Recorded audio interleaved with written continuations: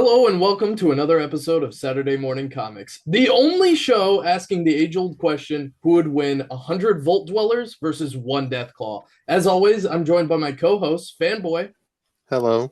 and Spawn. Howdy. To start, we're going to talk about what came out this week in comics. So, Spawn, take it away. Okay, a lot of great things came out this week. I'm gonna start with something that I've been picking up Ultimate Wolverine. Gotta say, it's a little mid, but I'm there for it. This issue introduced Ultimate Lady Deathstrike. It was kind of cool until it was just Deathstrike. So yeah, Ultimate Wolverine is fun. It's just fun. It's fun and it's mid, but I'm there for it. Um. Night Fight finished up today, which I'm personally very sad about. Night Fight has been my favorite DC KO tie-in, and I really really like this issue. I think this is one of my favorite just Batman issues I've read in a I really agree. really long time. They really really handled like the idea of like, does Gotham need a Batman, or does Bruce Wayne need a Batman, or does the Bat family still need Batman? And without really spoiling the book, because I do think everybody should go read them, I think they did a fantastic job. And I'm so excited to see what happens next. But I really need Joshua Williams to be writing Batman because, dude, he gets it, man. Yeah, he does. He so gets it. But he has to write like an alternate Batman. I feel like maybe like in the Batman in the last issue. Like that's what I would want to see him write. Like Rather, old man yeah, Batman. yeah. Yeah, no, it was his work was really good. Also Batman issue, let me look at my pile. 6. Six, yes. Batman issue 6 by Matt Fraction. Also such a banger Batman story because really no action really happens in it, and we have this really nice. I've been thinking about this moment all day since I read it. There's a really nice moment between Tim Drake and Bruce where Tim is like, "Hey, I think I need to figure out some things by myself. I don't want to be Robin right now." And Bruce says to him, "You know, you go be your own man. I hope you don't come back to this life, but you are always welcomed in it." And it was just such a sweet, wholesome, like just Batman Bruce Wayne moment. And then Tim pulled Batman in for like a true proper hug. And God, it just broke me. Like it was Yeah. just it's so refreshing that like now we have a like we're allowed to show Batman emotional and show him not being this dark, almost at times edgy figure, and actually showing the humanity in Batman. And like I think every issue of Batman by Matt Fraction has just been absolutely phenomenal. And I'm very this is my favorite DC book that I've been picking up. Yeah, I think it's a great thing to be able to show in 2 issues this Mm, week. Just the emotional side of Batman without him having to go through some emotional grief, like death or like then Bane breaking his back and stuff like that. Like this is just normal human interaction at this point, and yeah, it's really nice to see. it's so wholesome. It's just so sweet. And it's nice. It's nice that we can see this. It's nice that writers aren't afraid to talk about this. Yeah, especially for Night Fight. That was like Yeah. the closest I was getting to shedding a tear, but I was like the Cloudy with a Chance of Meatballs. So he's like, get back up in there, tear. Now, talking about the good, I feel like Fanboy and you, Anthony, are gonna hate me. DCKO kind of mid the tie-in. Oh, the boss battle. Oh Yeah. yeah, it was not that I good. think it had its moments. Like I really like the interactions between Joker and Annabelle. Oh yeah. Like, Yeah, that's the only good part. I thought they were hilarious. Like he's like, I saw you move. I know you moved. It's Joker for 3 pages screaming at a doll. And that's awesome. Like I, I think my Ugh. issue is like I don't know some of these like I don't know who Red Sonja is. Yeah. There was that, and I think they don't have the time to develop. And I think, me personally, they played that Superman Homelander thing way too safe. It was too Yeah, quick. So I'm gonna be honest, was kind of a little disappointed by that because I thought it would be much more like stupid, but then it was just, like the fun kind of stupid, and then it was just kind of bad. I think they would have benefited from the all like how they did the all fight week where they Yeah, just did single issues per battle.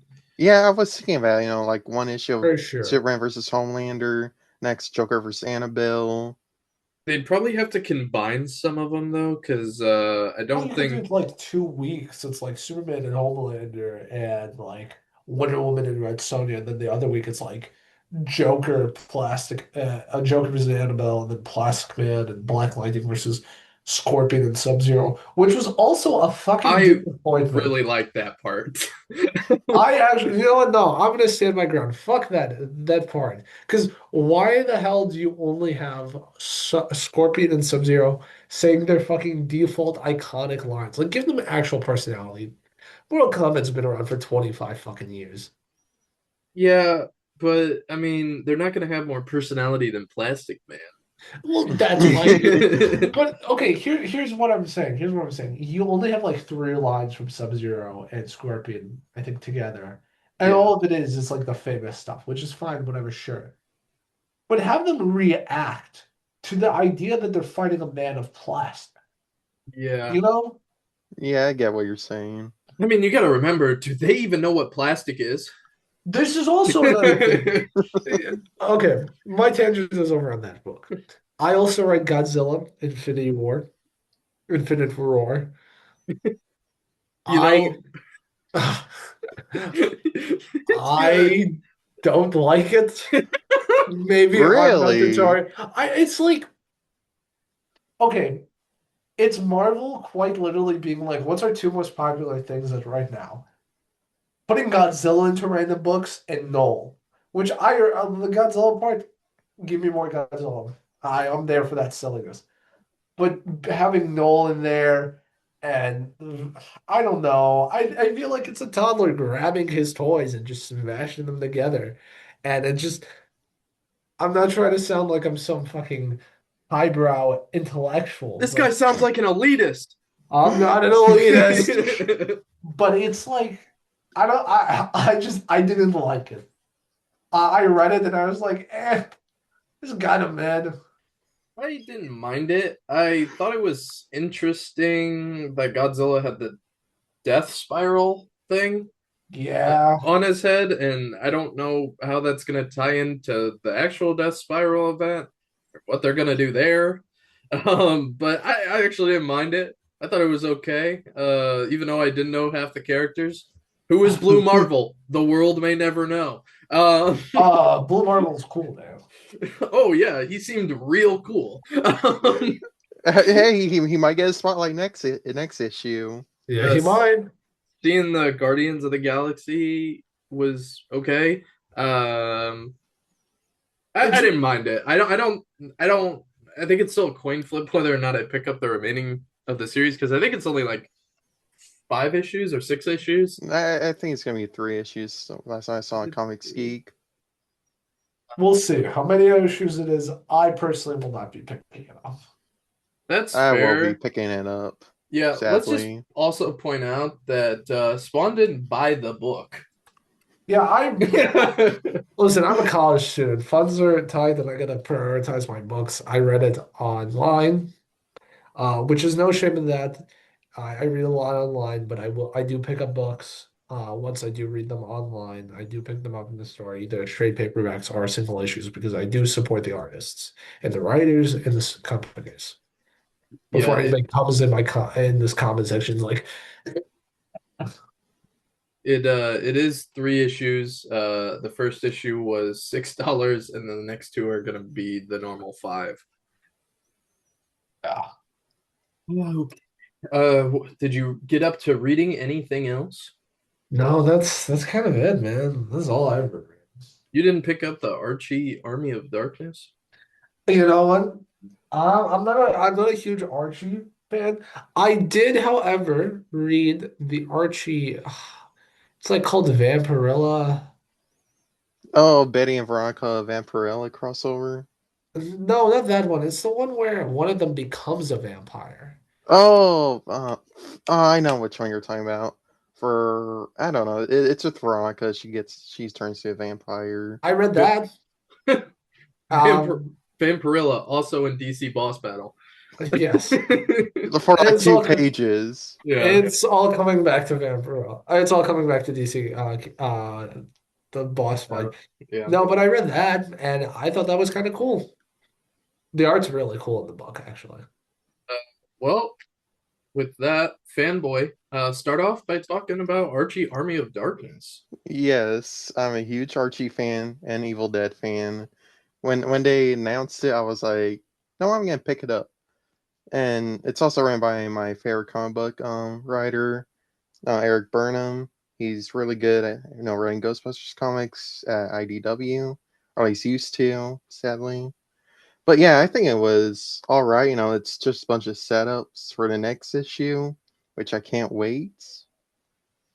Yeah, And the art, I think it's gonna be. that art is good. I was messaging fanboy while reading it, and I was just like, "This is the first Archie I've ever read, and it's not half bad."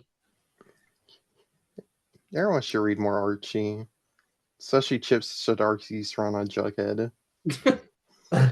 It's good. I Um, believe you. Chip Zdarsky is an amazing writer. I love Chip Zdarsky, man. yeah, he is really good. We should get him on the podcast one of these days. Ah, Chip Zdarsky, if uh, you're listening to this, we want you on the podcast. what else did you pick up? Another crossover. I think it's just a crossover Wednesday for me. Planet of the Apes versus Fantastic Four, which good. I actually love it way more than I should. It makes sense. The Fantastic Four are mostly sci-fi, and Planet of the Apes is also sci-fi, and just having these heroes in the Planet of the Apes universe is pretty cool. Like I don't know what else to put it like Yeah, it's just badass. I also read this, um, and going into it, I thought it was gonna be like Infinity Roar, just an absolute mockery of a book, but but I actually really liked it, and I could see myself reading the rest of the issues in the series. My Is biggest it complaint, what's that? is it based off of, are they using the designs from the original Planet of the Apes films? Yes. Yes, Okay, they that's what I are thought. characters and designs, like character names and stuff. Oh, okay, cool. Um, my biggest complaint is they build up like, oh, there's so the whole plot point. This isn't a spoiler or anything. It's literally the plot of the book. Um, is it Red Devil fanboy? Is that what his name is? No, Red Ghost and his Red Super Apes. Oh, yeah, that would make sense. The Fantastic Four team villain that has a communist monkeys with him. Red Ghost essentially sends them into the Planet of the Apes dimension, and Oh, then they start building it up. Also, they lose their powers. oh, Um, interesting. Wait, does uh, it mean Ben Grimm is like not the he's same? human. He's Oh, Yeah, okay, human. cool, he's cool, regular cool, Ben. cool. Um, but they also build it up at the like very last pages, like, oh, he didn't act. Red Ghost wasn't alone. There was somebody helping him and stuff like that. He's on the cover. They they act like it's some like big reveal. He's on the cover of the book. Yeah, the whole Doom surprise. I mean, it's not surprising, he has a classic villain, and it makes sense, to have him involved in this. Oh yeah, he just is on the cover. I'm looking at the. Yeah, they're just like it doesn't show it, and you just see Red Ghost. He's talking to him, and it's just like you know, he's like, what can you do for me that I can't do for myself? And Red Ghost is like, well, I sent the Fantastic Four to a monkey dimension and they don't have their powers. And then it pans to Doom and he's like, interesting. And he's like sitting on his throne. But it's like that reveal would have been so much better if Doom wasn't smack dab on the cover of the book. Well, that's because that sells, man. Does it? hmm Yeah, And plus, the man. Avengers Doomsday's coming out this year. Like they got to put it on the Yeah. book, Well, they front already cover. they're already doing like what, three Doom solo issues? Yeah. Are they? I haven't seen that. Well, they're doing like Dungeon of Doom Oh is a yeah, spin. the after the Doom event. Yeah, I Yeah, saw it. like um I definitely would recommend people pick that up and just give it a shot, especially if you hmm like the Planet of the Apes movies. Um but Or Fantastic Four. yeah, what else have you been reading, fanboy? Well, Godzilla Infinity War. I'm surprised I actually like that one. I think it's really really fun. And besides that, Ultimate Endgame, which it's okay. I like the first issue more. I Um, haven't touched any of the Ultimate series besides Spider-Man. you should read Ultimates. I feel like that's the I second good I'm one. I've been waiting for Ultimates to finish up because I do want to read that I start to finish. I've been reading Ultimate Spider-Man, and like I mentioned, I'm reading Ultimate Wolverine. I've seen mixed reviews. I see some people say they love it and some people say they hate it, and that is Ultimate X-Men. I It's feel an like acquired taste, I would for say. sure it's not my acquired taste, but hey, there are people that really like it, and you know what? That's good. Good for them. Um, was that it for you then, fanboy? Well, I would say one more thing. The Sure. twist at the end for Ultimate Endgame, kind of surprising, which I won't spoil it. Should pick up the issue if you want. And I actually read two more issues, and it's another crossover. It's the Ninja Turtles and Godzilla, which I don't know. It's interesting. It's not as good like something like Fantastic Four and Planet Ace. Wasn't as bad like DCKL boss battle. Like it's in the middle. Okay, guys, we gotta cut them some slack at DC. They only had one issue, where Marvel has like 3 to 5 issues to screw this all up. Yeah, but DC really doesn't screw up a lot. No, that's true. Yeah, Recently, that's true. Yeah, recently I haven't really. They've been a very good couple. post New 52. Um, uh, I have read pretty much most of the books that have been named. And then I also have three more that are all indie comics because we need to show some love to indie comics. Oh The yes.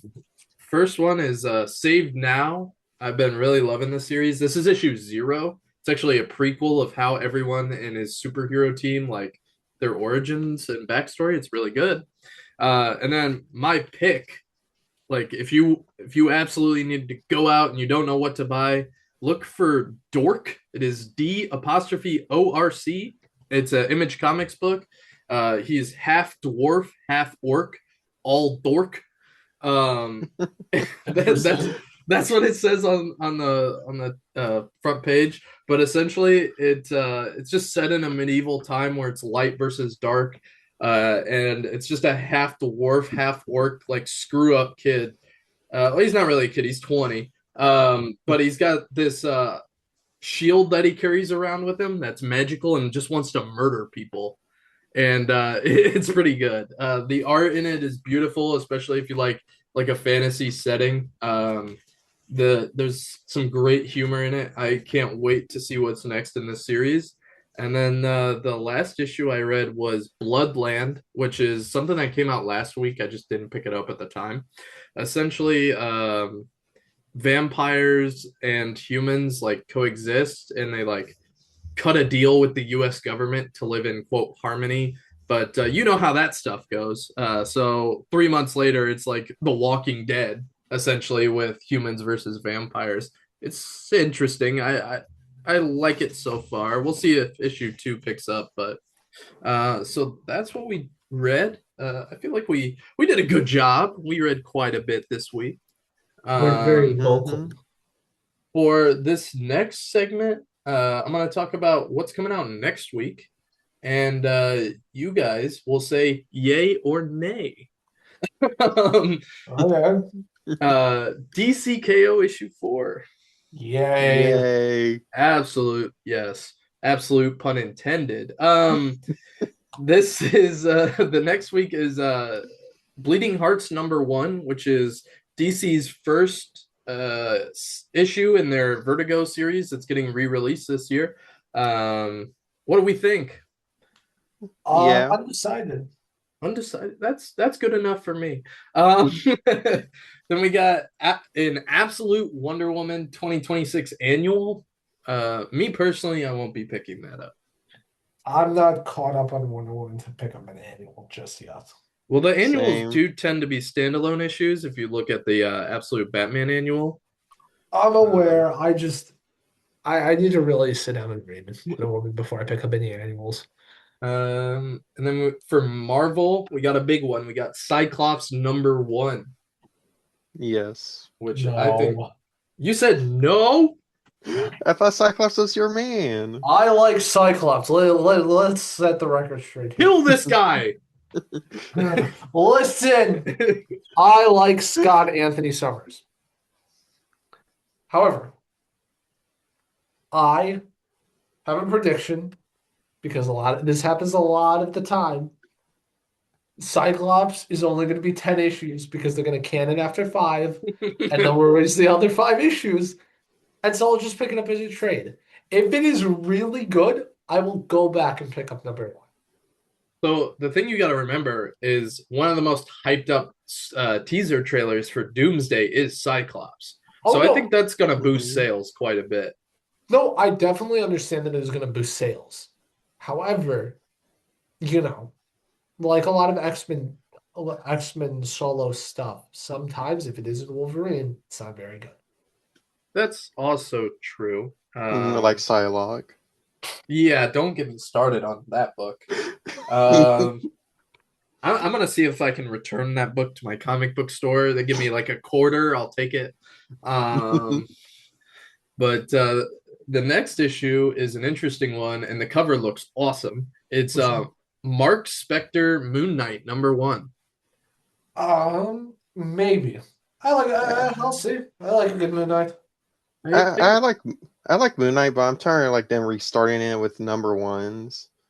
Yeah, that's fair, but this is like awesome. So you got to pick it up. I mean, I'm probably gonna pick it up.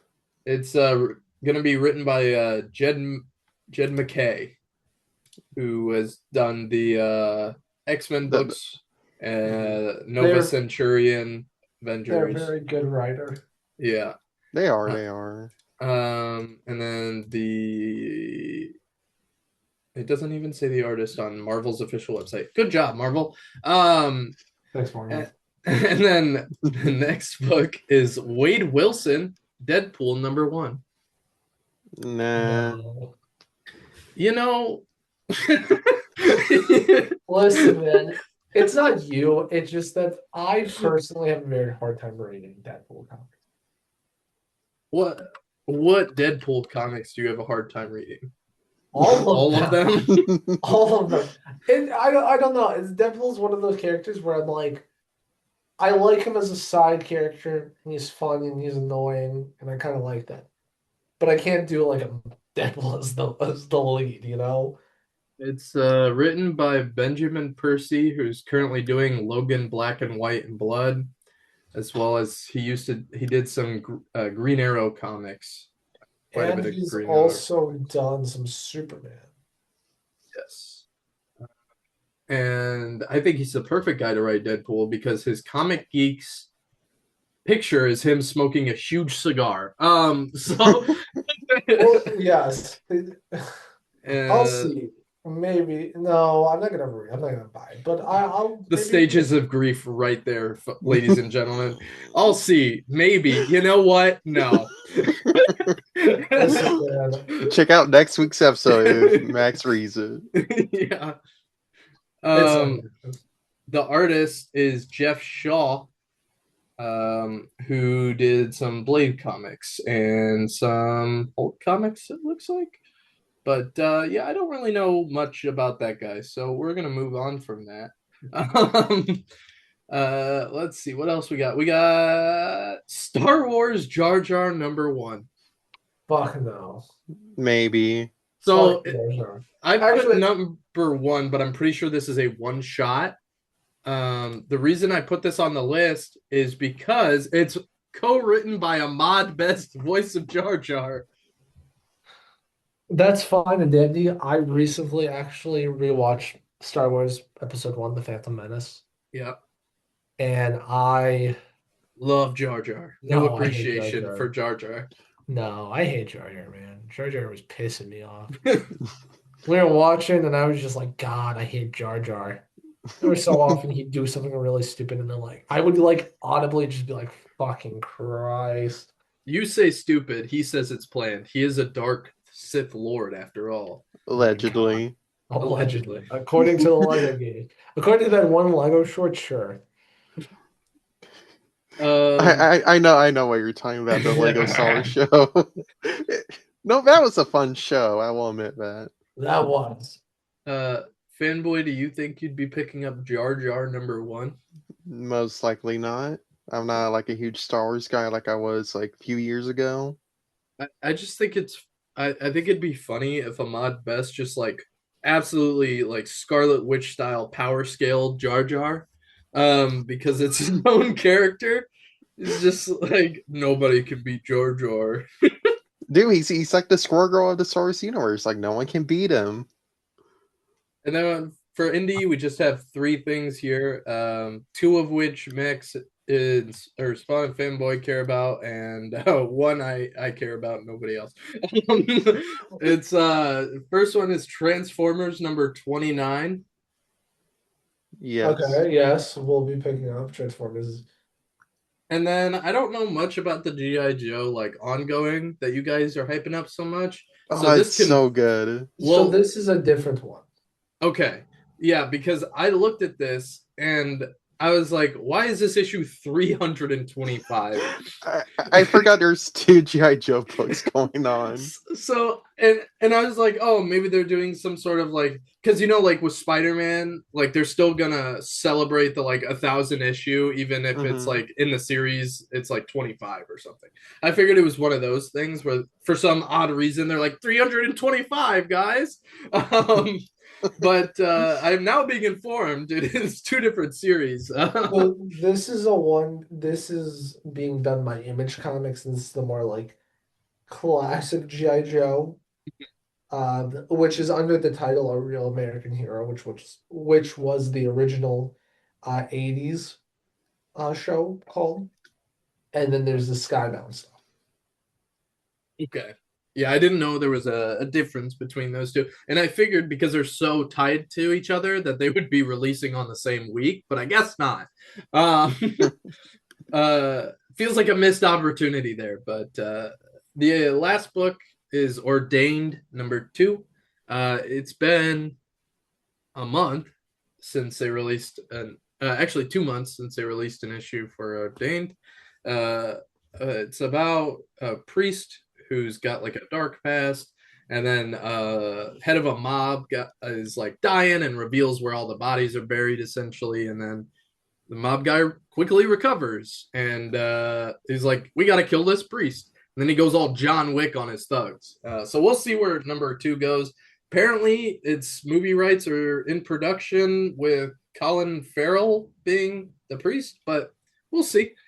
So yeah, that's what's coming up next week. Can I mention one more thing?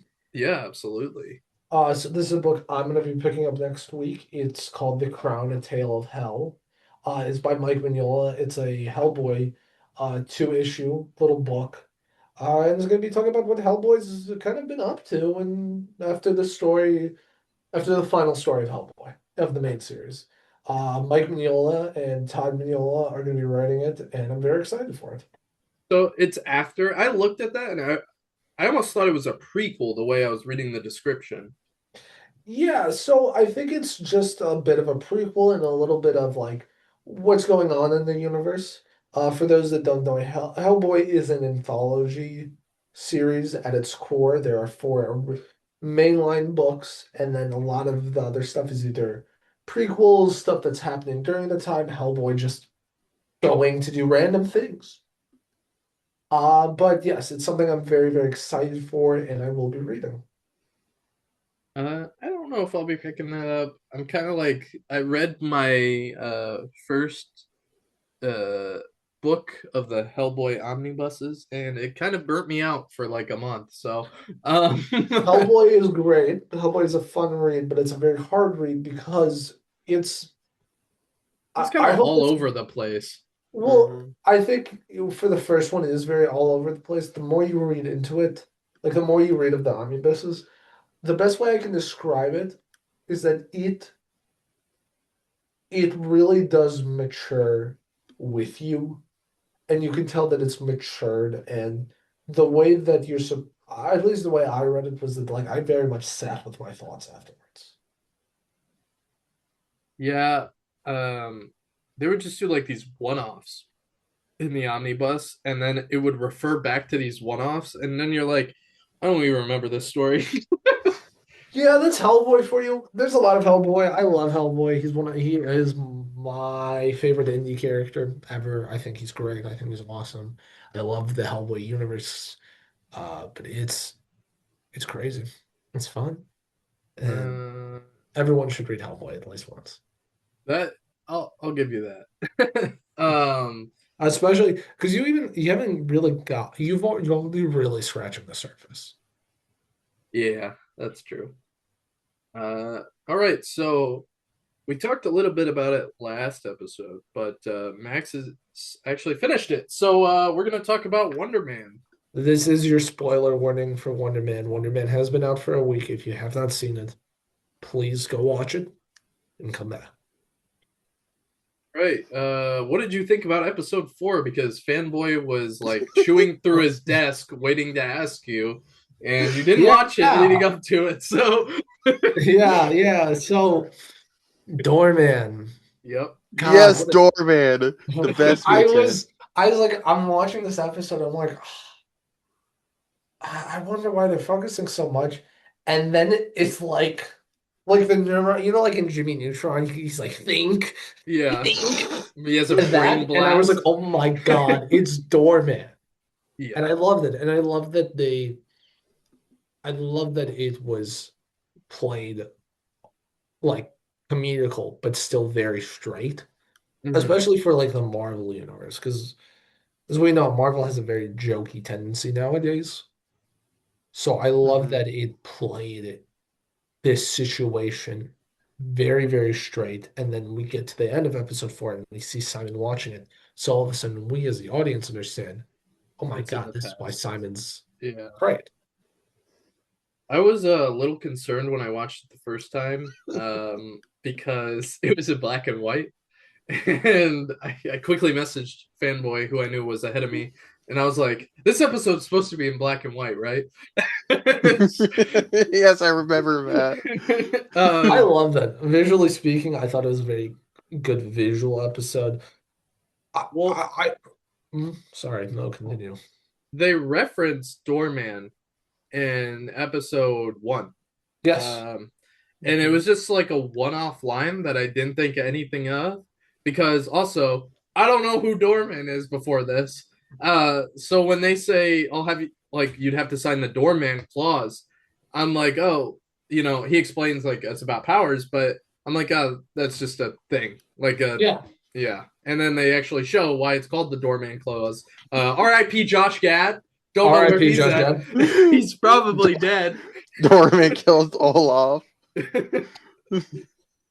I I think I need to speak about the rest of the show now, just because there was something for me personally that really like.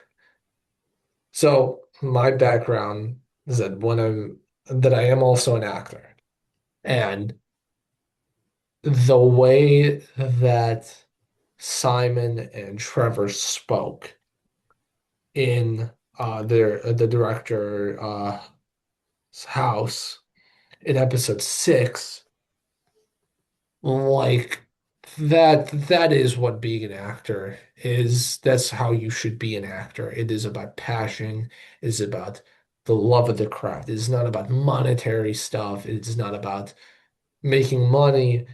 It's about loving that you can make an impact on people. And for me, I adore that. And so I want to say overall as a show, Wonder Man, sleeper hit, man. Because like definitely in my top three. There are It really is reports. a good superhero show. Like I could There see myself watching it again. there are reports of them, Disney, allegedly, potentially, you know, greenlighting a season 2. So I'd really like that. I would love a I'm not holding season. my hopes up. Yeah, Yeah, that's fair. I would like a season two, but if they said, you know what, this is a one and done thing, I would be perfectly happy with where it is, how it is.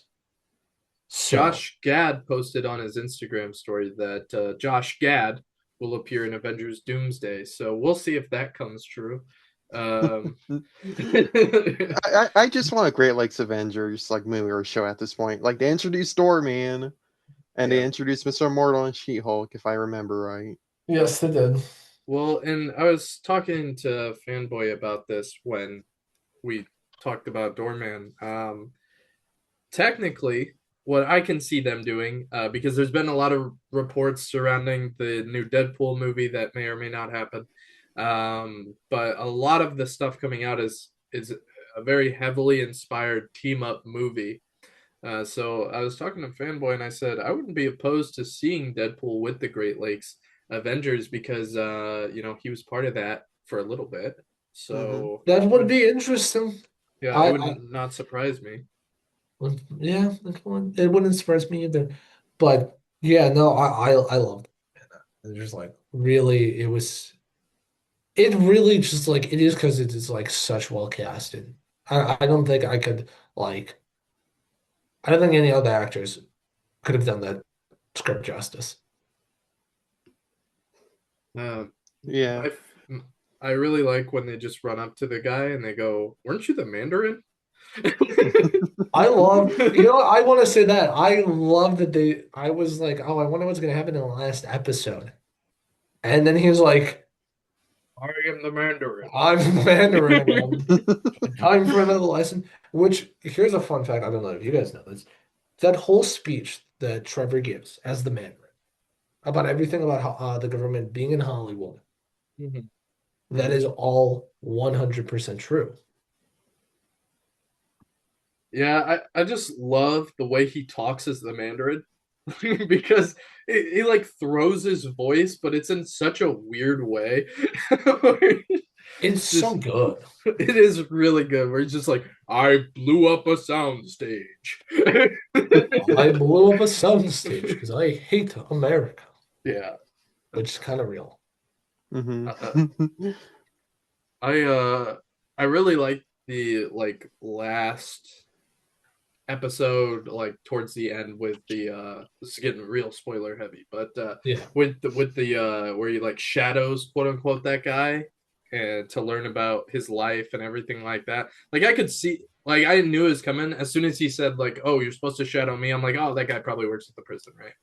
The But Cube. yeah. And but it was really nice to see how he actually interacted with the family, paid all the medical debt and all that stuff too. Yeah. Because Mm-hmm. it did show that Simon, like, he wasn't letting that fame go to his head. Hmm. And he really just said, I'm doing this to save my friend, but I am also going to help you guys because that's what good people do. And he really did seem like at the very start of the series, he did seem like fame would go to his head. Oh, yeah, for sure. Um, I do think it's funny they don't ever like really come out and say it, but I do think it's hilarious that the quote unquote secret that his girlfriend knew is just her thinking that he's gay. Like I they heavily imply that. Interesting. I don't think I got that, but I can see where you got it. You thought she actually knew about him being a superhero? I Well, did. having powers? I did, yeah. No, I felt like it was heavily implied that he was gay, and then especially with her bringing up like his relationship with Trevor and stuff. Um, You know what? I get where you're coming from. Yeah, okay. I can kind of. she's like, it's okay, I know your secret, and then was like, if people find out, like things will get bad for you and stuff like that. It wasn't like, oh, you're a superhero and you have powers. It was more like, don't let Hollywood find out you're gay. I got it. Which was, I mean, always open to interpretation. That's true. That could not be the subtext, but that's what I got out of it. But Yeah. yeah. So Okay, wait, hold on. Before Yeah. we moved on, can we just talk Before. about the elephant in the room about Wonder Yeah. Man? Yeah. Like, is he a mutant or not? Because like the MCU Wonder Oh, Man is way more different than the yeah. main Well, he comics. okay. So MCU Wonder Man technically okay. So he has the powers. He still has the same like powers as our comics Wonder Man. Mm-hmm. But in the comics, he gets them by experimenting on himself. The normal Tuesday afternoon in the Marvel universe. I don't know. I mean, I guess, but we also maybe. I mean, it's not the first time they changed like someone to mutant like they did with Miss Marvel. Yeah. I mean, Yeah. I'm going to say I don't know. I'll have to think about it more. Well, I I would don't say know. yes. I don't know much about who his brother is supposed to be. In relation to Marvel Comics, he's supposed to be. I think his character's name like the Grim Reaper or something. Yes. Yes, it, So I don't know if he has powers. he does not. He does not. Okay. Mm-mm. Um. He's a guy with a scythe for a hand. Okay. But yeah, I don't know. Like, I feel like he would have to be born with, because he's not that smart of a guy to be experiment. Like in the show, they do not portray him as some genius level guy. Mm-hmm. Yes, but it could also be a doorman thing where we just haven't seen it yet and he interacted with some rocks on shit. That's true. I I feel like they would have shown that. maybe not. Yeah, I don't think they would have, because they didn't show anything in relation to the kitchen fire. Like that was the big like thing. Like, oh, the kitchen caught on fire, and like it's heavily implied that his powers caused that, right? Mm-hmm. Yeah. Um, I feel like they would have shown something if he was doing something in there. You know what I'm saying? Yeah. Like fanboy, you and I have been watching Doom Patrol, and like Yes. with Cyborg, I'm relating it to another show, but like Cyborg, they show him in the argument that he gets with his mother and blows up the lab and everything like that. Like Mm-hmm. that stuff that they show, I feel like they would have shown that in Wonder Man, but I can't be sure. You're not Yeah, sure, man. I don't know. I feel like he is a mutant in the MCU. Like, I wouldn't be surprised, like, if they revealed it through like an X-Men film or show.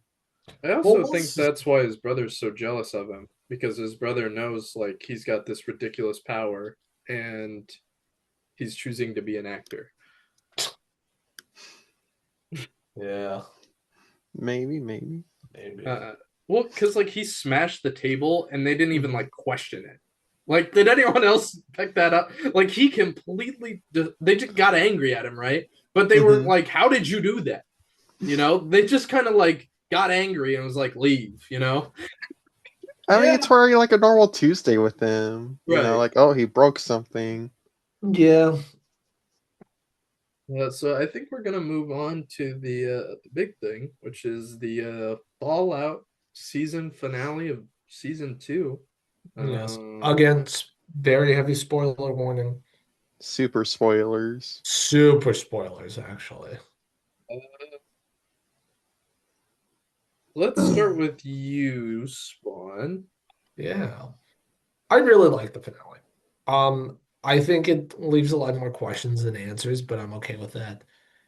I Man, just it was great. I loved it so much. There were so many moments where I was like, oh my God, oh my God. You know, House getting booted up and him being like, hello, chum. It's nice to see you again. The house always wins. The House always wins. And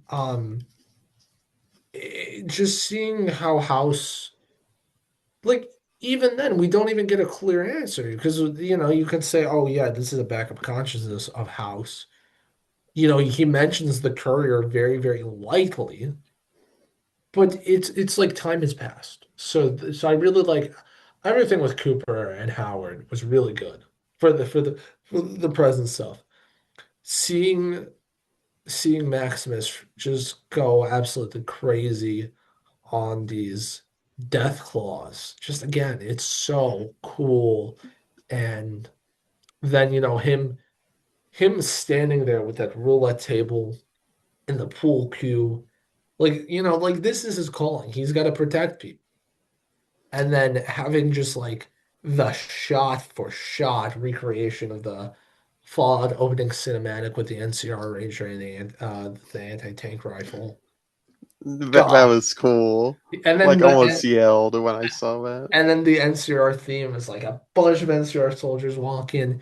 It was like that was great because well, I'll save this point when I finish. But that was really cool to see, and I loved everything with Lucy and Hank. I felt seeing Lucy kill somebody for the first time and having to be in that mindset, having Hank almost put that chip on her, to the ghoul saving her, to them being outside of Lucky 38, and her with that, her putting that chip on his head, almost making us the audience think, whoa, if Lucy mind lobotomizes him, she's just a hypocrite. To having Hank in what maybe is a selfless act do it to himself so he doesn't have to cause his daughter any more pain was such an just wham of blows. Seeing Norm survive the fucking bugs, oh my God, hate those bugs.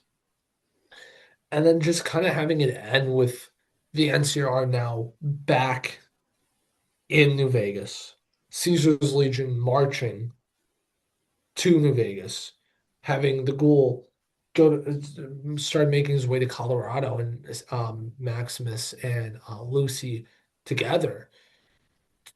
To me, at least, it kind of felt like the courier's journey again, but through Lucy, because all of her actions had the consequences, and like to be that Fallout nerd, you know, if my time in the army has taught me anything, is that war never changes and that it will always repeat. And I felt that this season finale was amazing. I think it stuck its landing really, really, really good. And I can't wait to see what happens in season three because, you know, we're gonna see this, we're gonna see Caesar's Legion and Nancy are fight for New Vegas again. Oh, I'm so excited to see what's in Colorado with the Enclave. And now the Brotherhood of Steel stealing, or that faction of the Brotherhood of Steel stealing the blueprints for the giant Liberty Sentinel that the Commonwealth has. Yeah, fanboy, you want to talk about that real quick? Yeah, so I was still watching the episode. I didn't expect like there was an end credit scene. So Rookie mistake. I know. So I took a shower, played some Resident Evil, and then Anthony texted me like, "Oh, I finally saw it. We talked a little bit." Then he mentioned the end credits. I was like, "Wait, what? End credits scene? What are you talking about?" But yeah, I finished my Resident Evil. Watched the end credits scene, and oh my god, if my mom wasn't sleeping at 11 p.m., like I would scream. Yeah, Like it's through this whole episode, I wanted to scream like, "Oh my god, the Enclave! Oh my god, Liberty Prime!" it just like I think they finally found where they want to go with the show, where they can appeal to the fans of the games, but also fans of the show. And I will say, overall, for season two, if I had to review season two in a minute, I would say it had a little bit of a rocky start, but it pushed itself through and stuck that landing, and I think it was great. And I'm so very, very excited to see what happens next in the Wasteland. I'd just like to point out that Yeah. Thaddeus with his foot is like the best marksman in the whole show. Like, bro nailed that Deathclaw in the eye with a sniper rifle, not a light sniper rifle either, Yeah. holding it between his big toe. And he had that big iron on his hip. Because you know what? Like we keep saying every episode, they were doing that shit for the love of the game. Yeah. Um I I don't know. I was talking to Fanboy about it. I feel like I would rather have had that ending, like half of the episode. What I would rather be a season premiere than a season finale. I just feel like you said, it left too many unanswered questions. Um, like the super mutant Ron Perlman says, "I need you for this upcoming war," and what does the ghoul do? Packs up ship and goes to Colorado. Like, Well, where's this going? well, here's what I'll say. Let me, if I may counterpoint. Um, in Fallout 3, I believe that the it takes place a lot in Colorado. I believe. I could be wrong. Fallout 3 is DC. Sorry, but Washington, D.C. well, then I am wrong. But we're as so we are going into unventured territory. That, Correct. that's what I'm trying to say. Hmm. Because if you look at all of the locations in every Fallout game, we have been very much like Midwestish, and then like kind of like The coast. coasts. Yeah. We've never been really in the heart of like the United States. Right. So it's going to be interesting to see that, especially like we are going to finally kind of get more info on the Enclave than just like random readings that you can find in the game. And honestly, at this point, I'm starting to think that the whole like first scene that we see with the ghoul, like when he's still a human and he's picking up Jamie and they're running for the, I think that's a dream at this point. Because like he gets arrested and I'm just like, at no point do I think he's gonna be able to get out and then book children's parties Well, maybe that's why with he's their booked. kid. Yeah, I don't know. Like I Well, feel like the Enclave would have taken her and the kid by after they arrested him. well, we don't. When we think that his wife and his daughter are with the Enclave because of the postcard that he finds in her Pod, cryo yeah. chamber. So I Well, I think they arrest him for being a suspected communist. So maybe that's why he's booking children's parties because he can't be a Hollywood actor anymore because they let him go, but they ruin his career because that happened in the 50s. Actors that were suspected communists could not work again. It was very hard for them to find roles because of McCarthy's Red Scare. Thank God, am I right? Sure. Anyways, um, yeah, I think there were some good moments. One of the moments I really didn't like that I was talking to Fanboy about was I did not like when the NCR whole army showed up. I don't know. They showed up and I just straight up rolled my eyes. I was like, yeah, No, all right. no, I think it was good. I think it's again, it's a thing that they've been doing this for like 200 years. I They, just feel like the ghoul would have known about an NCR faction that big. And then he's telling all these people that the NCR is dead. well, they don't know. I I understand what you're saying. I again, my thought process on it is that we get a new Caesar, or we get a new Kaiser. Sorry, you know. Yeah. Okay, all of a sudden we have a new Caesar's Legion, so we get a new NCR, a remnant of the NCR, if you will. These things happen because they've been happening. They're going to keep happening. War never changes. It's the mantra of Fallout. we are all going to continue doing this forever. That's why we continue playing Fallout on so many different saves and so many different gameplays and yeah, because war never changes. We all here, I think I speak for all of us when I say this, really like the Liberty Prime reveal at the very end. Uh, Yes. People Yes. online not having it. They're Well, like, they're like, it took the Brotherhood of Steel 10 plus years to build it. Unless they well, we got didn't one see just it fucking built. They got fucking blueprints, paper. yeah. Unless they got one at Area 51 that's like half done, there's no way they're getting it done. I think you know what it is. I believe I mentioned this last week. I think they only hate it because it's from Fallout 4. And I'm not saying Fallout 4 is a perfect game, but it gets way too much hate. Liberty Prime's in Fallout It 3. really does. Yeah, he was introduced in Fallout 3, then they gotta repair him in Fallout 4. Yeah. Sorry, that's what I mean. I mean like he's very much there in Fallout 4. That's true. They don't want these new Vegas guys don't want 3 or 4 interfering with their love. I mean, I love New Vegas, but it's like, come on. The other games are good too. We all love Fallout. Yeah, Fallout is about bringing people together, and I think a lot of the fans on the internet, at least, forget that, and they're acting like Caesar's a legion. No one hates Fallout more than Fallout fans. Am I right, gamers? Yeah, Fallout fans will be like, "Oh, you like Fallout? Well, I've only played New Vegas." They're like, "Do you know there's a 1 and a 2?" Yeah, no. Those don't exist. Yeah, you want to play Fallout 3? No, No. but on the more positive, overall, like again, it's just I really enjoyed this season. I really liked it. I think everything that they did from all of the stuff in Vegas in the past to everything that was in this episode was just really, really good.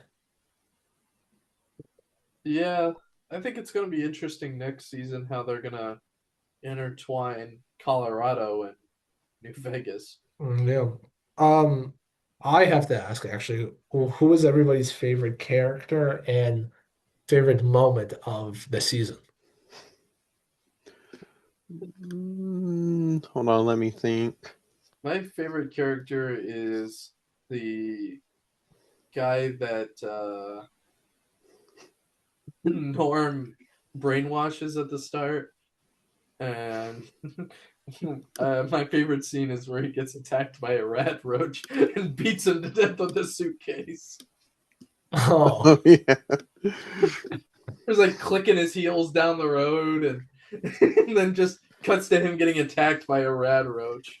that's so real. I mean, that is something I kind of want to bring up, like the rat roach scene in the newest episode. Like they Uh, showed it like they are dangerous. I'm like, holy shit! yeah, I don't I want to mean, mess with them. like obviously if you played Fallout New Vegas, one good bullet and they're dead. But like that's because we I have mean, any Fallout game really. yeah, One one good bullet, they're bullet dead. and they're dead. But we got to remember that like they are scary. Yeah, these are They're just a giant bunch of roaches. upper management. Yes. Uh, Oh, yeah, go ahead. I have to say, I kind of like Houst. Robert was just I don't know, he stole the show for me a lot of this scenes. People were complaining because they're like, no, Cooper shouldn't have left the Mr. House Pit Boy on the ground. He should have took him with him. No, Dude, he took away the cold fusion too. That's also something. Unanswered yeah. question. Who's got the cold fusion now? Because when we last see the screen, Lucy and Max walk into the room and it says no signal. But it does flicker on with his face, Yes, Mm-hmm. which questions everything because you're like, well, if he didn't need cold fusion to power on, why was he just waiting for it to come back? Like, maybe he's using it as auxiliary power potentially. potentially. But if I have to say my favorite scene, I gotta. It's either the house scene where him and Cooper are talking, and he's like, "Who ends the world? Is it you? Is it me? Who the fuck is it?" And he's like geeking. Or like, I love the scene where yeah, Coop gives the cold fusion to the Enclave To Mr. because we as the Krabs. audience know it's the Mhm. Enclave, and we're like, "Oh fuck, shit." No Uh, wonder House said you moved the war up a month. that is also my favorite scene because it's Mr. Krabs as the president. I'm surprised nobody said where they exposed the one girl as Canadian. And they're like, Oh yeah, Oh yeah, that's another that one. that just "You're a hosier." It's like they don't care if Ashley killed someone, but she's a Canadian. That's where they flipped their shit. Yeah, he's like, "I found the glasses in the garbage disposal," and they're like, "That's just speculation." And they're like, "I found this Canadian passport." And they're like, is "What?" Canadian. Which is crazy because most of the people in that vault don't even know. Like, I guarantee they don't teach them the history of like Canada and America in that vault, and they've never actually experienced any of that. It's just like, they're Canadian. Get them It out of was here. it was just like what a good season. That Enclave Pip Boy looks Oh, sick. so clean. The Should all black. Oh, should not be as clean as it is. Fuck the Enclave, but they know how to do it. I thought it was gonna be a gun and she was just gonna kill herself. That's honestly what I was thinking when she opened that. And then she's just like phase two. I'm like, oh no. Well, you know what I want to see next season? I want to see more of like, because Hank married her. Yeah. Hmm. People are they're like, is this his Lucy's actual mom? Is it a step? Like, what's the relationship here? Yeah, I am curious, like if they're gonna explain it in the next season. It was so good though. It's again such a wonderful, wonderful season, and to that writing team and just to that whole team adapting and creating a story around like the most beloved Fallout game. I think they did a very, very, very good job. I couldn't agree more. Saw a lot of parallels to Wizard of Oz. I don't know if you Oh, guys saw this, but essentially, like the ghoul was like letting a heart, and then like so on and so forth. Lucy was obviously Dorothy, and they all go to essentially house, which is a man behind the curtain. Um, interesting. I mean, I could see why people will make I that. definitely can see that. I don't. No, that's interesting. That's a very interesting way of viewing season two, and that's cool. I got a little confused when Lucy stepped out with Hank. Oh Uh, yeah, when they stepped out because I kind of forgot that where they came out of is off center to the gate. So the gate that you see straight ahead, I'm like, shouldn't that be open? and then and then Maximus runs out from the other gate to the right. I was like, oh, okay. I was like, is this a continuity error? no, it's not. It's just fucking the Vegas Strip Perspective has so is, many yeah. fucking gates. I never noticed until you mentioned it. Yeah, I was just like, well, the gate should be broken. And then I remembered like Cooper kind of running off to the side rather than just straight through. So that was fine in my head canon. um, but I did think it was a interesting throwaway line that I'm not seeing anybody talk about was House saying that whoever's behind all this released the death clause into New Vegas. Oh yeah, the That would I was wondering if they're gonna explain that, Death Claw's in Vegas. Like I what? get it's the enclave, but like why? I don't know. It's very interesting. Because the enclave, like, I mean, essentially that bolt is quote Volt Tech management, but also I'd say it's very Enclave leaning, right? Would you agree with me there? Yes. Yes. So it begs the question, if Enclave puts their best and brightest down there, why would they not at any point want them to be able to come up to the surface? Until the experiment is done, that's what The makes surface the is the experiment. yeah. Which is also interesting. Yeah, I don't I think he's just like trying to psych Lucy out at that point. Cause I'm like in my head I'm like, sir, the water chip in your vault is failing. Like you guys will be dead if you would have stayed in there. You would have been the experiment. Um, any last thoughts before closing this out? It was a fun season. I The will house say always that. wins. He didn't. We he, we we, we don't know that. There's third season coming. he And he literally could said return. they bested me. He But then, actually then he admitted could get his defeat. revenge in the next season. Maybe. But I think that's gonna do it all for today's episode. So what we're gonna do is see you guys next time, same bat place. Bye bye. Mm-hmm. Goodbye, everyone. Bye. Bye.